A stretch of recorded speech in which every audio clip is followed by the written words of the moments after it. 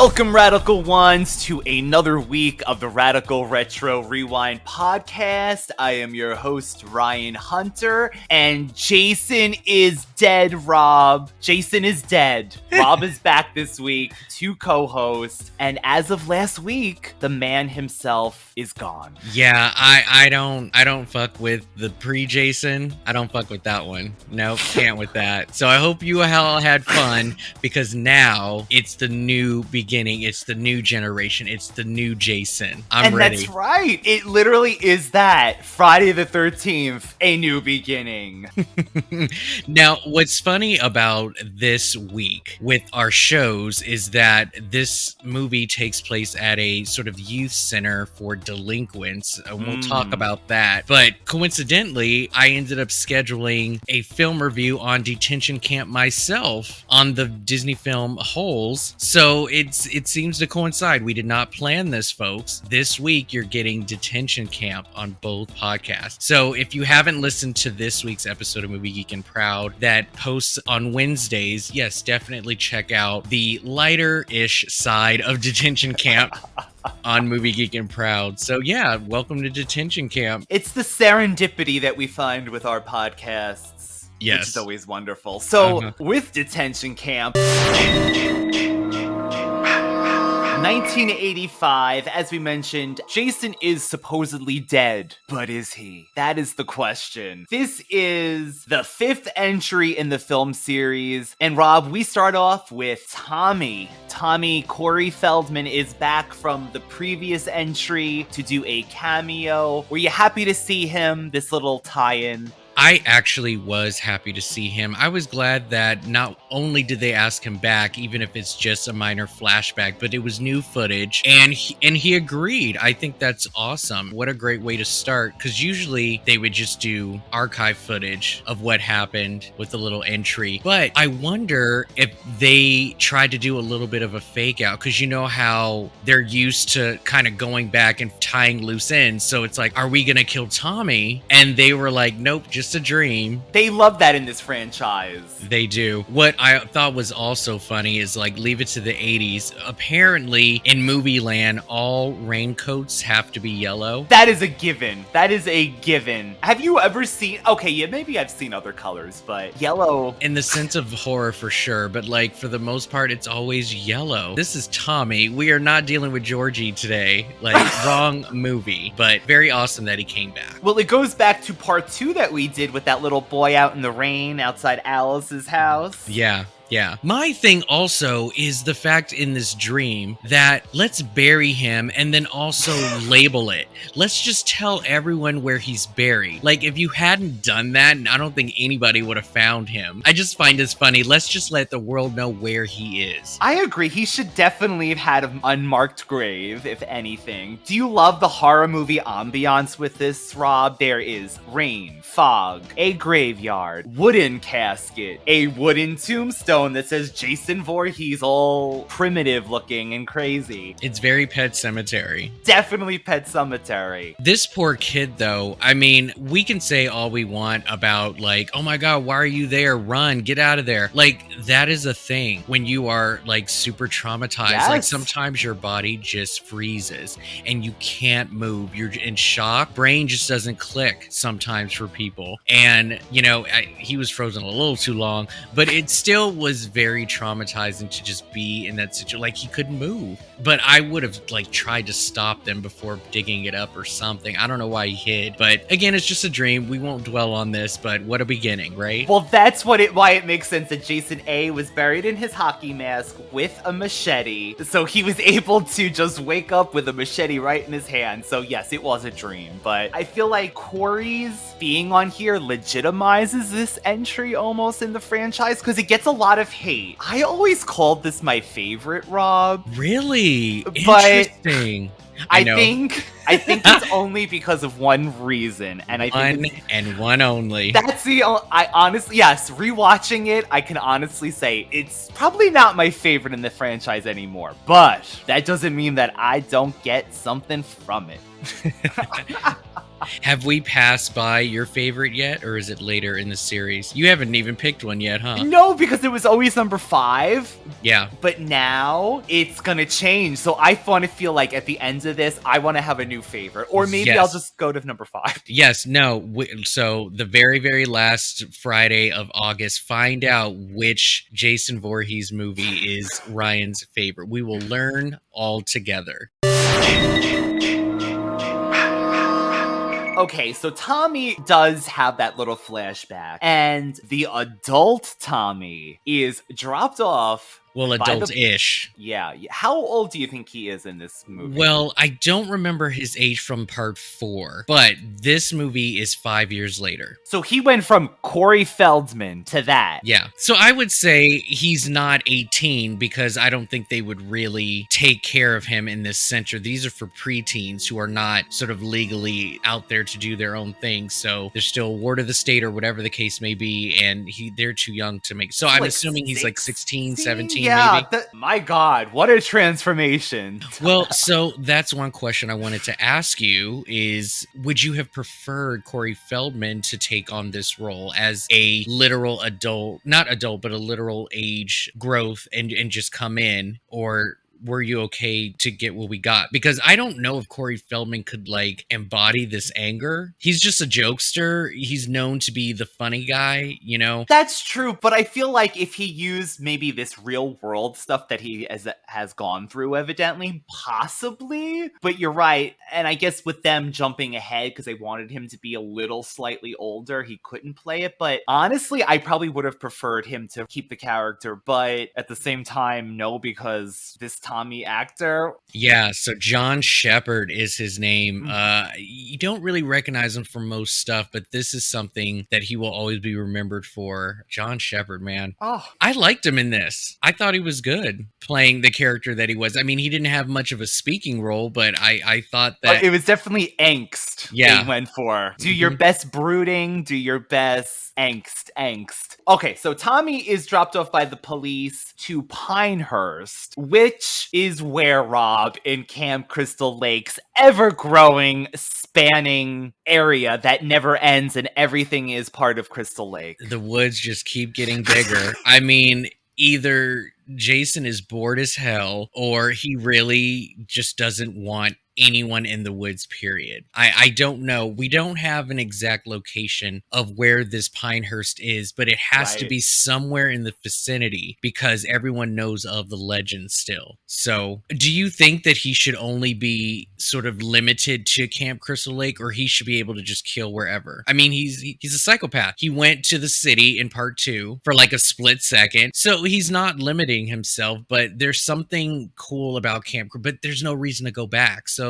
we kind of just have to let that go. You know what, though? I think that's what sets him apart, like, from a Michael Myers Michael Myers always kind of stays in the same area as well, but he'll, like, kill everywhere. I like that it was Camp Crystal Lake that Jason was just part of and monitoring, but yeah, I guess it makes sense. You need to expand. At one point, he'll be blasting off into space, so, you know, who are we to judge? Yeah. Near Pinehurst, we also get it is close to a neighbor's property with these motorcyclist obnoxious rednecks. This is what the synopsis calls them. Ethel and her dim-witted son, Junior. Ethel warns everyone there to stay off their property. Morning, Ethel. My, don't you look lovely today? Poor shit. Now, Sheriff, you better hear me and hear me good. I want this loony bin closed down.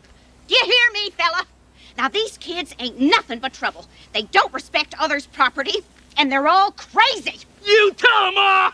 Oh my God. I forgot how annoying these two characters were. I forgot that the son is like, Ma, they hurt me, Ma. And riding around on his motorcycle like a crazy person. I can't, Rob. I can't take these two. I just have one word. Yeah. They were all over the top. She was cooking over the top. Ethel is one of the best creations in all of cinema. I'm just saying that right now. She is hilarious. She plays the stereotype so well. And I'm sure if you like look her up, maybe see a video of her in an interview, she's completely the opposite. I mean, they really tried to embody sort of like you are in a location that is so secluded from anything, and this is how these folks act. And we don't know the history with Junior. We don't know what happened to the father. Ethel is just everything. But do you like that when that gentleman shows up? Because there's a little thing that's going on, a trope throughout this movie. It's the possible other Jasons that might be kind of thing. So that's what's so interesting about this one. And I understand why a lot of people didn't like it. But look, we got the final chapter. This movie in franchise clearly was not going to stop. People wanted more. Right.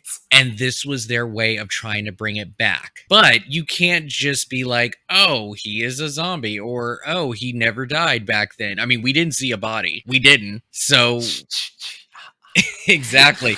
So with this movie, they decided to kind of go back to the beginning, literally a new beginning, and give us sort of this, like, who is the killer? Is it the mom again? No, I doubt it. But I'm just saying, like, they're trying to give us all of these different possibilities. Is there a new Jason, or is he actually back from the dead? We don't know. We don't know because we haven't really given that supernatural vibe of it yet. They haven't crossed that line. Is this the time that they're going to do it? And so I think from that particular perspective, this isn't that bad of an idea. I didn't dislike this movie. I don't. I think this is a fun one. Credit for originality, not trying to automatically bring him back right away. It's a little bit of a desperate attempt, but again, it just matters what it was like at that time. Would they have accepted him to be just this supernatural entity to come back, especially when you title a film The Final Chapter? This is it.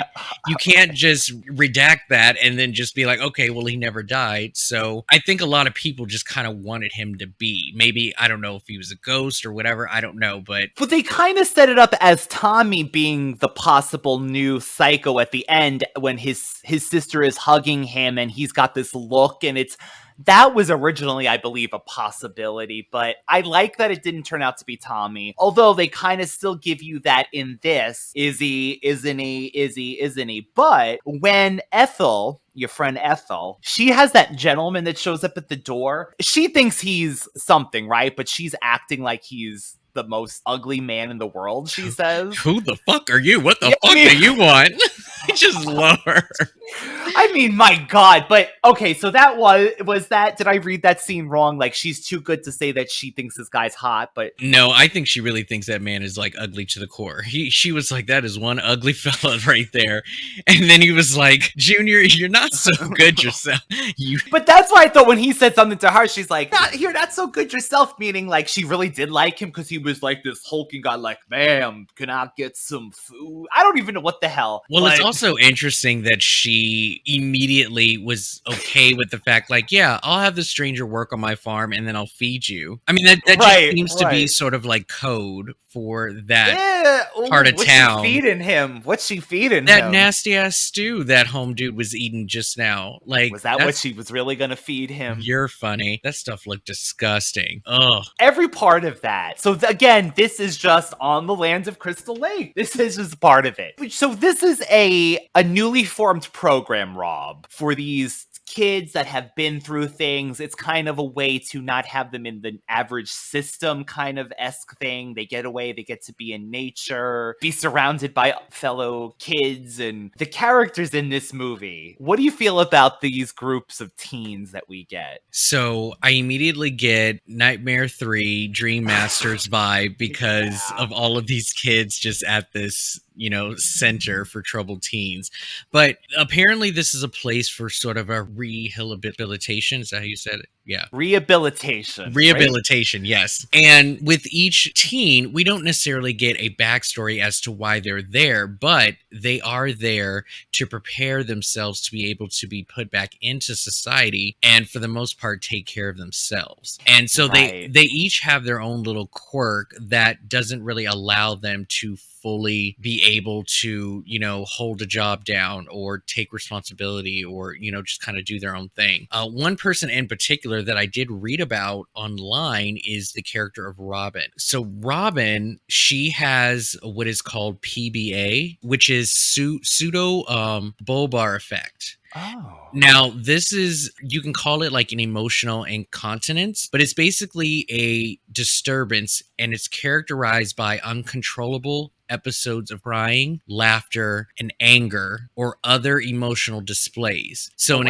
example of this is when Jake sort of like confesses that he likes her and that he wants to, sleep with her, and she just starts laughing. That is an example of PBA. And so, immediately afterwards, she kind of felt bad, but she can't help herself. Good, she should. That poor Jake. I felt so bad for him. I did. I really felt bad for him. Yeah, and Jake, we don't really get too much story on, but he does have a stutter. I don't know why that would be a reason for him to be at this camp. I know, yeah. But they're just gonna give him a stutter. That was like a character choice. Yeah, but yeah, so she's actually going through something, and this camp necessarily didn't give any reason that they were working with each other. They were just kind of hanging out. This honor code and this honest system, and just them just kind of doing their own thing. I get they need to practice just kind of being on their own, but it's also to create a unity, a chosen family. Like, I kind of get that, but these counselors didn't know what the hell they were doing. They couldn't keep their eyes on them. They would always get away doing God knows what, and it just didn't look like it was a well thought out plan, this location. I just don't get what it was for. But they never are well thought out in Camp Crystal Lake. None of these, I feel like this is all not thought out and everyone dies always. So it's also a little bit of a possibility that Robin actually could be related to one of the counselors from the very first one. So the last victim that Pamela took out shares the same last name. I don't know if it's an Easter egg or if it's like a possible relation. Robin Brown, I see her name here. Exactly, okay. Yeah. So Bill Brown was one of the counselors from the first one. And then you have Violet. So Violet, she obviously is like literally out of tune to reality. All she does is want to listen to music. She's like this new wave girl. She, that's all she talks about, thinks about. She it's just her own thing. Did you go to school with someone like this, Rob? Not maybe new wave. I would call her pre-goth, I feel like we were in the generation of goth kids. Like, this girl was at my school and she was probably listening to music like that. I did not have anybody like this in my life, but yes, I did see them around for sure. But yeah, I mean, we can say that she obviously just did not want to really deal with the real world, and she's just kind of stuck in her own like musical bubble. But she also shares a last name of a counselor from part 2. So she goes by Tina. There is a counselor from the second one, the owner of Muffy, the one who brought the dog.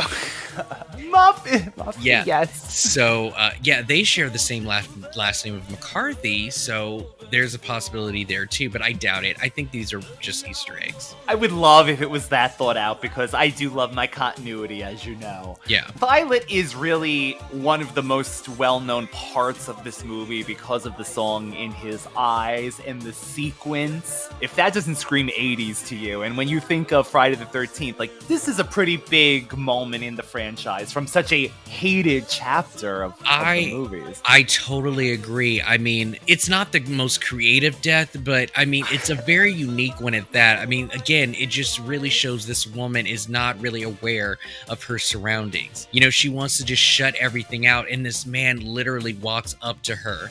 She doesn't feel him, she doesn't hear him, and she's just dancing. She's in her best life. And this man just comes in and ends her. But it's just her look, too. The woman is, I wouldn't say iconic, but she's memorable enough that they created her. So it's kind of like an inspired version of her was put into the Friday the 13th video game for PlayStation, Xbox, and whatnot. Rob, every time you mention this, I wish I was able to play this, because I bought this not knowing it was an online game. Yeah. So I have this game for years, and I don't have anyone anyone to play it with. So this is the saddest thing in my life. I did play it a few times. I knew someone who had the online capability, so I was able to play it. Yes, you have to have the online sort of like feature to play it with others. I mean, you have to go into a specific room and then everybody has to be assigned to either Jason or one of the things. I know, I was pissed off too. I just think it's such a waste. Because you could play as Jason, correct me if I'm wrong, but it's weird. It's not as fun. I didn't know what the hell I was doing. I want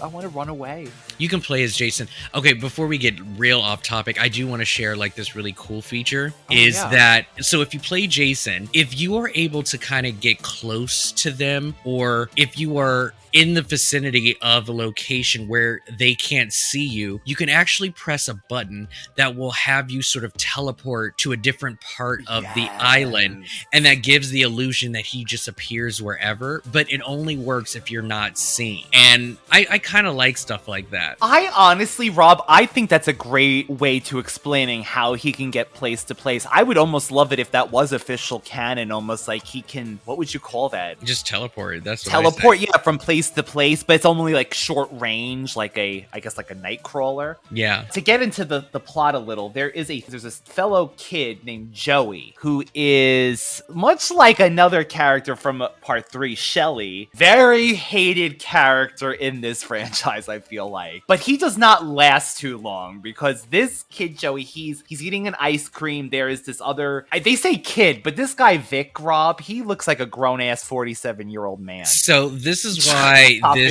this is why this center should have been shut down immediately. The fact that they allowed this angry ass man get close to any weapon, let alone an axe, is like the most weird. I mean, there's nothing on his face that says that he's control of his own emotions. It was ridiculous to have this man close to a weapon. And I love the fact that this sequence, this scenario has never happened in the past. This is the one time that he's had it. Like, that was just weird for it to be like now, you know? Could you blame him? No.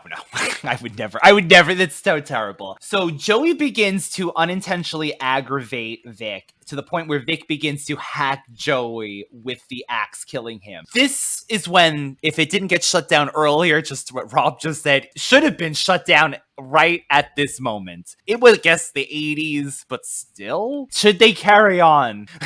Right, yeah. So the police arrest Vic, and one of the paramedics, Duke, jokes about Joey's death. But another paramedic, Roy Burns, is obviously saddened by the death. I don't know if he was saddened as much as he was just looking.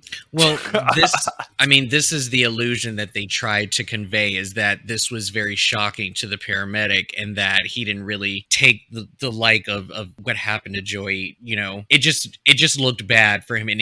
But they put the camera on this man for a long time. Mm-hmm. And I can only imagine what people who were watching this for the first time thought about it. Like, maybe he was sort of a voice for the audience on just expressing how like messed up this was. Yes. I agree, Rob. I think that's how it's taken. Or I think the first time I watched this, I thought it was just a weird choice to linger on him to show an emotion like that, but not to what the outcome was. I never put 2 and 2 together because it's so random, I thought. But I guess that's a good way of putting a plot together. Yeah. We also get a character that I honestly personally love, Reggie the Reckless. I love him. I love him and his brother. I love that whole sequence that happens with his brother. Well, what do you think of this character? I was just happy. I mean, we got a few of them in part 3, but I was just happy to have a black character in one of these movies. So, I mean, that's me. That lives. Yeah, exactly. And dumb me, I cannot believe this. The whole time I look at this boy and I'm like, I know this face, but I just don't know where from. He's probably been in everything. This man is Weasel from Family Manners, one of Eddie's good friends towards the end of the series. I had no idea that was him. And I looked that up as well, and you beat me to it. Okay. No idea. That was so crazy. But yes, I think Reggie is a very fun character. It makes sense that he's there. And, they got the black guy doing the help. His grandfather, but he loves this kid. I love his face when it's the morning and he doesn't want to be with these crazy people. And he wants to visit his brother that's in town. And I love that he gets so disappointed, but his grandfather gives this look of such love for him. He is so optimistic, just full of happiness and joy at this place. You know, he should be on Sesame Street. I would love this grandfather to be on Sesame Street. He looked like he should be on set. He was so optimistic, yes. And he allows Reggie to go see his brother later on. So that sets that up. Yeah. Pam, Rob, female heroine. There's always one in every Friday. This Pam is a little older than the other female heroes that we got. So she is a mature woman. She's a doctor of some kind, or is she just some kind of health professional that works in this place with these kids? She must have some training. That's what's so confusing about this center. I don't even know what these two do. They all have jobs there. They just have a license to, care about these kids. I mean, I can't hate on them, but I don't know what they're doing. I have no idea what they're doing. They never had sessions or tried to help them. They were just like, go pick a room, do chores, and then maybe one day we'll let you out. Could it have been a way for them to have kids do work, manual labor? I don't know what's going on. A sweatshop. I didn't mind Pam. I think Pam is a fun girl. I enjoyed sort of her laid back sort of mentality. She gave these kids a break. She wasn't so stern like the other gentlemen. I love when Reggie was like, Pam, come here. Meet my girlfriend, Pam. I loved that. And she looks at him, but then carries on and smiles like, okay, I'll be his girlfriend for the afternoon. She's like, oh yeah, like she understands what's going on here. So I thought she was cool. Oh, Rob, I wrote here, do you think Reggie is the grandfather of the nail clipping boy in Halloween 2018, like making these funny ass comments? Like, I love that he's like, I don't want to be with these crazy people. Like these. Well, Freddy and Jason already share a universe. I doubt Michael Myers is a part of that. Oh God, I would have loved it. Ooh, baby. Hey, baby. Hey, baby. Ooh, baby. Ooh, baby. Ooh, baby. Ooh, baby. Ooh, baby. Hey, baby. Hey, baby. Ooh, baby. Ooh, baby. Ooh, baby. Ooh, baby. Ooh, baby. Ooh. Nita? Hey, girl, what's up? Okay, so can we just talk about his brother now that we're doing this? So another scene that I feel like is massively known from this movie that gets played is the ooh baby, ooh baby. They were so cute together. Oh, they were so cute. I like them. And he was starting to come into the movie business. I've seen him Return of the Living Dead. Exactly. Part 1. Exactly. There's been some other horror credits to his belt, and he is definitely memorable. And it's funny too, I think about, and God, I hate to get serious with Friday the 13th, but no, lay it on. There is this thing about seeing people that look like you on screen. And like I'm watching this at home with my brother when I'm younger, and like, of course this part stood out because there's a little bit of the culture that kind of comes into it too when we're watching Reggie talk to his older brother and just the way that they interact with each other. It's just, I don't know, there's just something about it. So yes, that's gonna stick more into my head than anything else. And I just think that's really cool. So that's why representation matters and stuff like this, no matter how big or small. But yes, his scene definitely stood out. He was a cool guy. He was funny. They had a little funny scene. I enjoyed their stuff. It's a random scene that happens in like these 80s movies, but it furthers the plot along to get Pam and Reggie out of the house, and Tommy as well, for an important part when Jason is killing that's the other thing. members. We need him to be away in order to further the illusion that it could be him doing all of this. The same time, it allows us to have these characters like Rob's saying. And I kind of wish that he was one of the main characters, him and his girlfriend. I wish they were more involved because they are so memorable. So let's just get to their death. I mean, this is the first off in a porta potty of all ways to go. I want to say that her body was blocking the door and that she couldn't leave because it just was weird that he chose to just hide in there. And I'm like, I know that he had a little bit of trouble opening it, and he looks down and sees her, but like, every time these movies come out, it just seems that every time you see a dead body, there's this force field that you can't pass. Right. Like I'm gonna catch something if I touch a dead body. It's so weird. Like every time a body appears, bam, gotta go the other way. It's like, no, move, dead bitch. Like I'm going out. I'm leaving.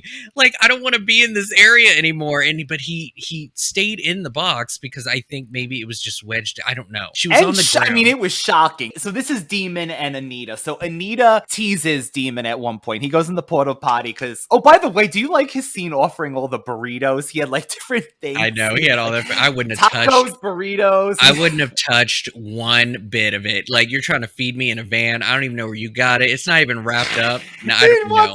It was just like he was hospitable. He was very hospitable, but it's true. I'm not. Oh yeah, and let me point out how polite this man was. I mean, don't judge a book by its cover.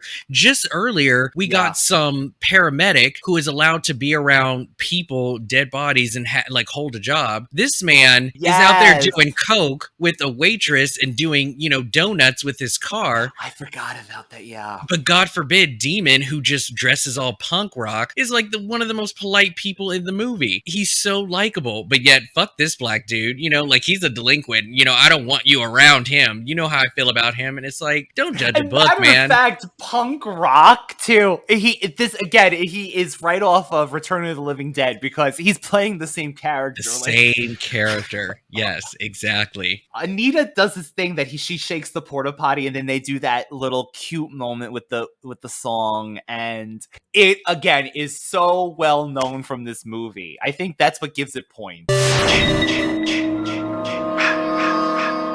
I guess we're all over the place. So back at the house, the kids are getting killed off. Rob, when Violet does get killed, I want to echo something you said earlier when it's like Dream Warrior. Is Violet not walked right over to Nightmare, one of the Nightmare movies? I feel like this character. No, she totally could have. I think I did say Dream Master before. Oh, I'm so bad at Dream Warrior. You're correct. It's part 3. I said Dream Master. I knew what you were talking about. Thank you. Well, no, I think she could have. She totally could have fit into that group of teens. One of the last of the Elm Street kids for sure. Yes. Oh, put it on me with Sinead O'Connor with the Roach Motel woman. Yeah, she could have been her spotter. She could have been dancing. That one working out. So she gets killed. We also get the characters that you mentioned earlier, which were Robin and Jake. So Jake admits to Robin that he likes her with his adorable stutter. I don't know. I think stutters maybe because I must have a speech impediment. I always say the way I speak. I think there's something cute about them. I love my nerds. I love my geeks. I think Jake was so adorable in this movie, especially when he was trying to be super vulnerable with Robin. I just was like, oh, that is so hot. Take off your clothes right now. But he obviously has like a little bit of a social inept thing. His temper's a little short. The way he reacted to Violet for setting an extra, plate for the dead people and he was like, you don't set a plate for dead people. I'm just like, well, duh. I forgot. She's like very like But no, I thought he was adorable. I mean, he was smart enough to be in charge, right? Yeah, Pam put him in charge. Yeah. The Cyclops of the group, the Boy Scout. Yeah. So with those two, again, I enjoy most of these deaths. I thought their execution, especially for not being able to see the killer right away, I thought they were still pretty good. Yeah. Putting Jake next to Robin was weird. I don't know why she didn't smell him or feel extra weight on her mattress. I don't know what was going on. That bed was not that big, and it was a bunk bed. They're usually twin beds. Like, how could she not tell that he was right there? But what a sight, right? And she had to strip down just to go to bed. I know.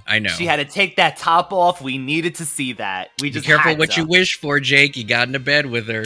Oh, but it was the opposite. Jake should have took it off. I know. But what was weird about this movie, though, and I was kind of watching for it, because knowing me knowing the ending, I wanted to watch closely how everything just sort of spiraled. Right. And, you know, we see the dead body of Joey, and then all of a sudden these random people start dying outside of the camp. And so I understand that the killer sort of snapped, but what was the point of taking out all of these like innocent bystanders? I mean, who knows how close that town was? I think what happened is that Roy was pissed and hated that guy. No, the guy was the one who dropped off Tommy. It wasn't his paramedic partner. The guy with the mustache with the tongue from earlier, he's like, yeah, with his. So it was just weird to kind of take them out just for no reason, especially the two greasers from Grease. Like, there was no point in that. It would be different if they were witnesses to something he did, but it is just that didn't. Part of the red herring, though, that you're not supposed to know who's the killer? I think you're absolutely right. I think that's what he did, was just try to make it so random that it wouldn't tie back to him, I guess. And so let's just kill all these random people. But yeah, he just kind of comes out of nowhere. And so it's like, I guess what we were supposed to think is that Jason is gone. Like, they wanted us to believe that, I guess, Jason was not going to come back and that it had to be some kind of new person. But then why were people so pissed that it wasn't Jason then? And that's what I don't understand. I agree. Because this movie never hinted at all that this was Jason at all. People just assumed it was. But there was no hint that it was. We never saw the mask. We never saw Jason until the very end when he attacks Pam, like when all the bodies are discovered. And like, that's the only time we get a full-fledged reveal that Jason, quote unquote, is back. But the execution of that, I just thought was weird. So yeah, there wasn't really supposed to be a Jason. At one point, we literally just get... Oh, earlier, by the way, Rob, do you think Jake... I always wondered this. Was Jake trying to talk to Violet, like, as a friend because he was upset? He wasn't trying to, like, go into sex with her. That was Plan B. That was is that what it was, Plan B, you think? We don't know exactly. But to me, she was definitely Plan B. I used to think that, and then this time watching it, I was like, wait, was he just upset and wanted to talk to a friend? But yeah, I thought it was Plan B. Yeah, so okay, that makes more sense. But, I mean, that's the other thing, is that we didn't really get too much story with these kids and their relationship with each other, you know? The only people who got storyline was the sex-crazed couple, you know? And the rednecks from earlier that, for some reason... So, those couples, I just want to say, got the best kills, in my opinion. So Demon's kill, I thought, was very tragic, the way that he died, because man, I was feeling that man's pain and he just didn't have nowhere else to go. But the couple's death, man, oh my God, those were brutal. I mean, yeah, I just thought it was just painful. He just loves eyes. You notice he took out the grandfather with the eyes too? Yes, poor grandpa. And again, it's I gotta give it to a slasher film that gives you characters in a short time. And it's probably, honestly, the actors, whatever they can give to these roles. They're likable enough that you feel like, damn, this good guy just got killed, or this character got killed. So give it up to grandfather, give it up to Demon and Anita. We get only Pam, Reggie, and Tommy. And have we given proper props to this Tommy Jarvis yet? I don't think I've given enough props to this man, his body. So, John Shepard, Tommy Jarvis from Part 5, he is my Tommy Jarvis. Yes, okay, that's settled then. He is my Tommy Jarvis. I know a lot of people like the Part 6 Tommy, but Part 5, he is my Tommy. That's who I like when I see Tommy. And aside from the obvious, I thought that he looked really good. And, you know, blame it on the 80s, whatever you want, but I like everything about it, and his body was gorgeous. Like, and what about those lips? I know you like those lips. The lips too. But again, it's the acting for me. It's the trauma. It's the dealing with it. You know, he's seeing Jason hallucinations, the way he's that like mirror shot. Yeah, he's quiet, but he's kind of like trying to reach out in a certain way to connect with people. You know, he gets a little bit sensitive when he's like, "So you're one of the nuts," And he goes, is that what they call us here? And so like he is a sensitive person. He's aware, and he's trying to deal with it. I just want to know when he learned how to fight. I don't know where this came from. This man knew the moves. He got it from his sister Trish because she gave it to Jason in that movie. Yeah. But he did come from a loving family, so it's sad that he suffered this and that he ended up in a place like this. But yeah, his moves, Rob. Thank God. Yeah. I feel like Pam is Tommy's lullaby, like Hulk is to Black Widow, because every time she speaks, he just snaps out of it. Like he goes into this Hulk mode and then bam, he is now. So Pam has some skills then? She actually has some training? I mean, at least to be a soothing, calming voice, or that he immediately sort of just respects her in a way to like, when he hears her, he wants to like not be that guy in front of her. I don't know. He's fighting some urge, obviously, of some killer instinct. And we're still kept on with this mystery of, is he the one who is doing all of these murders or whatever? So when you were watching this, sort of the ending, right? And who Jason is. Did you believe that within the execution of this, did they do a good job on keeping the mystery, or do you think it was more obvious that it wasn't Tommy? No, I think they did well with the mystery. I never would have guessed it was the paramedic. A matter of fact, I always kind of assumed they might try to play it off as Tommy, especially after how the other one ended. So that way I was surprised with everything. But the ending to this, Rob, is, before I forget, that barn. I always associate it with the barn from the previous movie because it must be in that Camp Crystal Lake, like Higgins Haven, I think it was called, from part 3. I think, because to me, it's the same exact thing. There's that gigantic window in the top, but I love that Reggie comes in on the farm equipment at the end to save the day and save Pam. So that, I just didn't want to forget mentioning that. Yeah. Reggie in his red sweatsuit matching top and bottom. I love it. I also enjoyed the gag about the lightning revealing the bodies, especially when when Pam goes to look in the room and she doesn't see anything until the lightning strikes. I thought that was kind of funny. But yeah, this is the time that we get to see the Jason mask in full force, which took an hour and 10 minutes to do in this hour and 32-minute film. So we only got the mask at the end. But if you notice, the mask has blue stripes instead of red, which would indicate a different Jason as well. I like the blue. I know people don't like that either, like anything to do with this movie, but I like the blue. There was also one part where, they're running out of the house and they see the EMT car and then they find that his partner's in there, but then like Jason pops up and it's like, fool, how did you get there so fast? And then he decides to duck down so he can like do a big reveal. I'm like, oh, you're so clever. The whole last battle of it all and everybody's like scrimmaging in the barn and he sees Jason and he's still traumatized. And I can't believe he allowed his chest to get cut. Like I actually jumped on that. Yeah.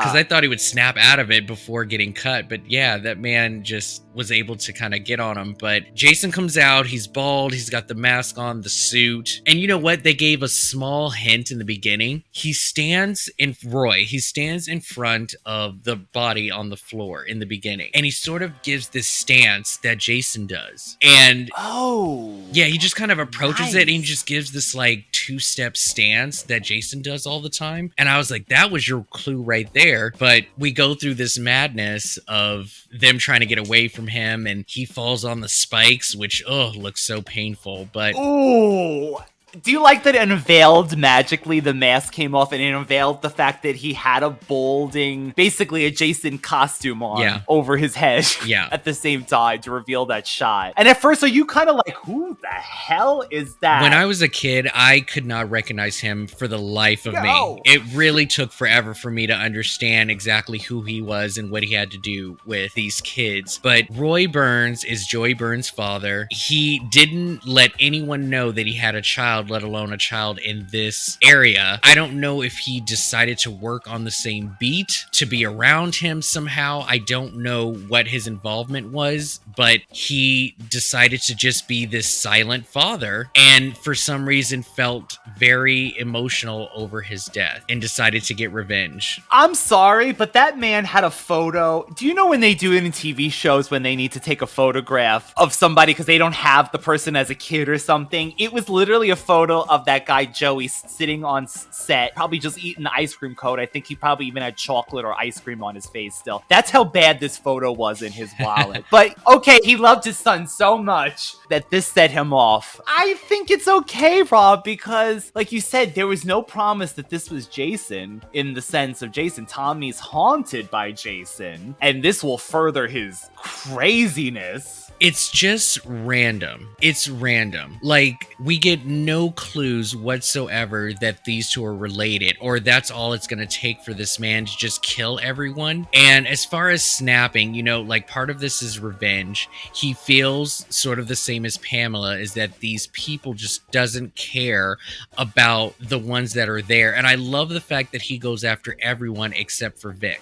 Vic may be in jail and locked up, and it may be hard to get to him, but why don't you go after the actual killer? Like, could we have seen, like, a tire being shot out or something, and then the car revs? Like, he gets no revenge on the actual killer. Let's just kill everybody else. It's bullshit. It's bullshit. I think that's also part of, they wanted you to think that somehow Vic didn't make it to prison and he might have been. I think. I could be completely wrong, but I thought he was part of the clue mystery of who did it. Yeah, so, I mean, I like the idea of a copycat. I think it also makes sense that if somebody wants to get away with murder, they would do this, because how easy was it for the sheriff to be like, oh, it's Jason, even though the man is fucking dead. And he believed it. So, like, yeah, I think this was a very smart move. I just think people maybe just didn't connect with Joey to care. Did we want his death to be avenged? But honestly, I mean, they, as I say, the powers that be, really needed some reason, no matter how outlandish it was, for the series to continue. Right. And so maybe out of the reception of this movie, what everybody thought of it, they were like, well, fuck it. Let's just give you a goddamn zombie. We're not even going to care how it happens.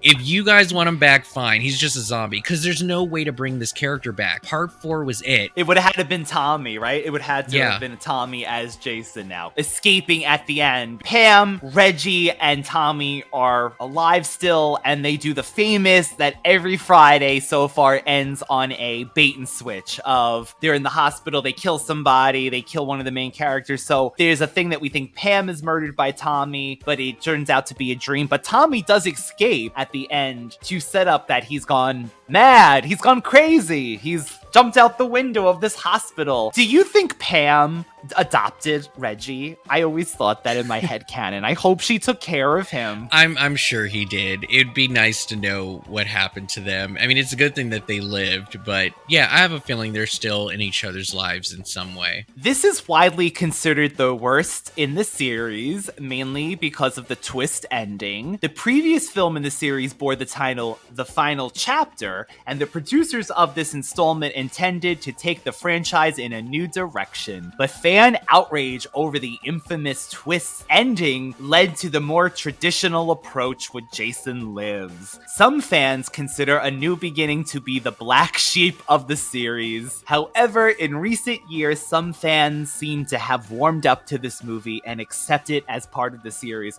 Well, thank you for accepting it as part of the series. If you guys can accept, oh my god, Jason goes to hell.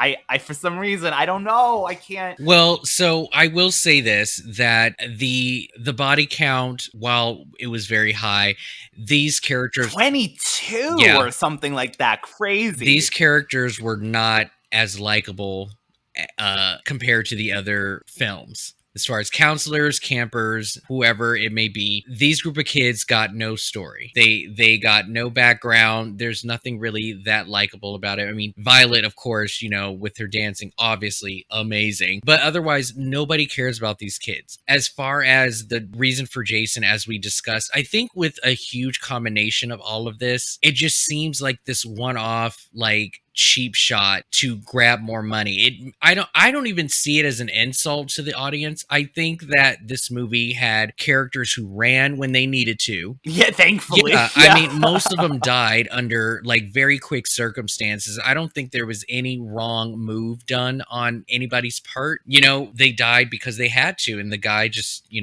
well, I would say the waitress girl, she was annoying as fuck the way that she was crawling around trying to get away. I'm like, no, woman, it's not gonna work.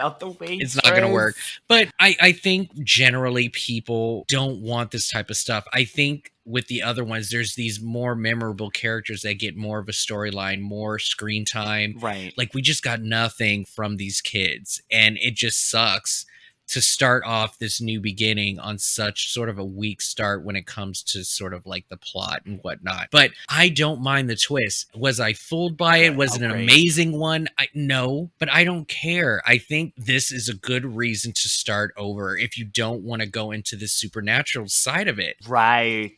I didn't mind this at all. I didn't. But you know me, I just think outside the box all the time. I just think the ending was so shit. Like, dream or no dream, like, where did he get the mask? Where did he get the knife? How did he even get his pocket knife into his bag? Like, being escorted to the center, he even had his pocket knife still, and I'm like, why are you holding on to this? But like, yeah, the knife, like, all of it just was weird. But I will say this, when he is laying in bed and he looks up and he sees Jason and he gives this really big breath, like, whoa, for me, I thought that was a very internalized mental breakdown moment of him slowly just losing it. And just, did you see how his face just changed from just acceptance? There was so much acceptance in his face, like, this is who I am. John Shepherd, I swear to you, like, fuck the people. Like, you did it in this movie for me. I felt all of that transformation, and like, if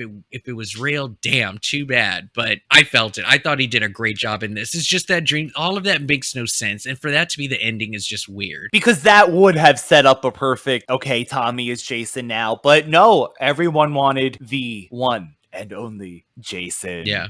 The boy legend himself. I'm so glad that you have this as your Tommy, since it has always been my Tommy. I know our dear Jeanette that listens, her favorite Tommy is number 6. Mm-hmm. I know she loves her Tommy number 6, but yeah, there's something about John Shepherd's performance that will go down in the bowels of radical retro history. Well, one thing that I wanted to kind of bring up, I didn't get a chance to earlier, so let me make sure that I read this right. Violet apparently was supposed to die differently in her room. She was supposed to get stabbed in the vajayjay. Did you read about this? I did not read about the vagina part, but I think was there something about her dancing that was really incorporated or something like that? Something like so. Yeah, originally she was supposed to get killed by getting stabbed in the vagina. I don't know why. Ooh.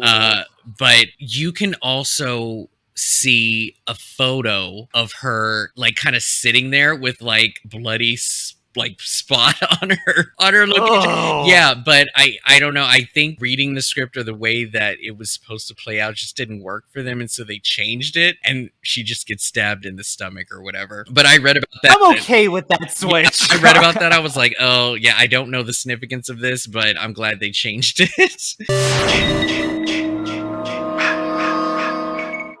That was another Radical Retro Rewind. Rob, where can the people find you, and what is coming up this Wednesday on Movie Geek and Proud? So summer camp and other movie tour continues. We're in July now. This week we did Holes. Next Wednesday we are doing the camp that is everywhere but nowhere. We're doing Camp Nowhere with Christopher Lloyd. Do you remember Camp Nowhere? Yes. I love the way you put that too.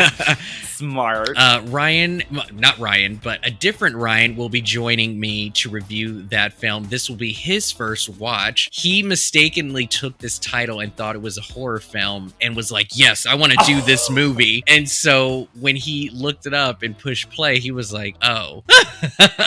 That alone is like half the reason to tune in. I want to see what the hell he actually thought. Yeah, so next Wednesday will be Camp Nowhere, just sort of highlighting a camp where you can basically do whatever you want with no adult supervision.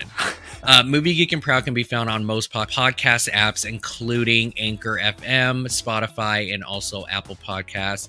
And you can follow us on Twitter at MGNP Podcasts and on Instagram, Movie Geek and Proud, all one word. And you can reach the Radical Retro Rewind Podcast, all one word, on Instagram. We are also on YouTube, where you can find video formats of the podcast and more. We recently launched a new series of videos called In the Basement, where I randomly dig up boxes from my parents' basement with my random crap thrown in and go through it and share it with everybody. So those are going to drop on Tuesdays, hopefully, because there's a lot going on Wednesdays and Fridays.